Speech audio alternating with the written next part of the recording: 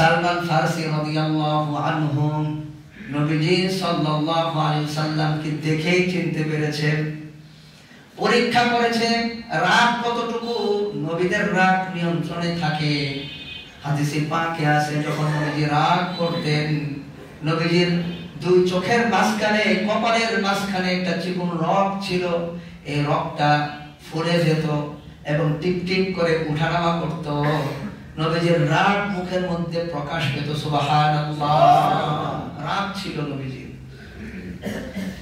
এত রাগ ছিল, তাকে গালি দিলে কিছুই বলতো না, ঢিল দিলেও কিছু বলতো না। তার নামে এরকম খারাপ বিষয় কাবাঘরের মধ্যে টানিয়ে দিত, কিছু বলতো না। কিন্তু যদি ইসলাম নিয়ে কোনো কথা বলতো, চরিত্র নিয়ে কোনো কথা বলতো, নবীজি সাল্লাল্লাহু আলাইহি ওয়াসাল্লামের রাগের সীমা থাকতো না।